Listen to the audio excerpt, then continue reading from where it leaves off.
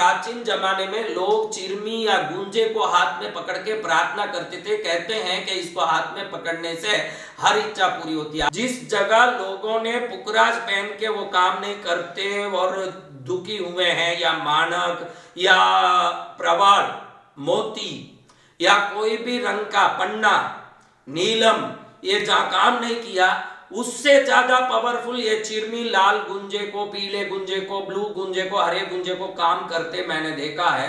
इस ताकत को मानते हुए भारतीय तंत्र शास्त्र में चिरमी को हाथ में पकड़ के अपने इष्ट के सामने प्रार्थना करने से और चिरमी में रही हुई ब्रह्मांडीय पंच तत्व की ऊर्जा, क्योंकि रत्नों में ऊर्जा, ग्रहों की ऊर्जा, प्लैनेटोरियल एनर्जी जिसको कहते हैं, वो रत्नों में बहुत होते हुए भी प्रवाल आदि समुद्र के नीचे से मिलते हैं तो पानी में दबे रहते हैं। पन्ना, पुखराज, हीरा ये सब जमीन में होने से जमीन के अंदर दबे होते हैं।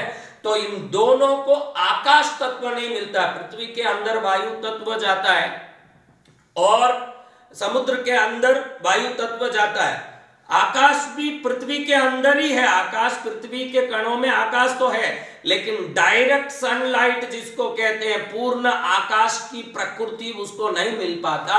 लेकिन चिरमी और गुंजे को जब उस पौधे को आप बढ़ाते हो तो पृथ्वी में उसके जड़ होने से पृथ्वी तत्व और जल डाल के उसको बढ़ाने से जल तत्व, आकाश की ओर वो उठ के बढ़ता है इसलिए आकाश तत्व, वायु से वो खिलता है इसलिए वायु तत्व, उसकी ऊर्जा में वो बढ़ता है इसलिए अग्नि तत्व, पांचों तत्व होता है। और शास्त्र रत्नों से भी ज्यादा गुंजा को मानता है। रत्न तंत्र से भी ज्यादा गुंजा तंत्र बहुत बड़ा प्रसिद्ध रहा। समय पा करके वो लुप्त हो गया, लेकिन प्राचीन जमाने में लोग चिरमी या गुंजे को हाथ में पकड़ के प्रार्थना करते थे। कहते हैं कि इसको हाथ में पकड़ने से हर इच्छा पूरी होती है। आज भी कई मंदिरों में नमक, काली मिर्च, लाल मिर्च आदि चीजों को प्रार्थना के समय में लाख के कई मणों के हिसाब से, किलो के हिसाब से जहां मंदिर का ध्वज स्तंभ होता है उस जगह पर डाला जाता है। और नमक को भी एनर्जी प्रोटेक्शन में और एनर्जी ग्रास्पिंग में सबसे पावरफुल वस्तु माना जाता है।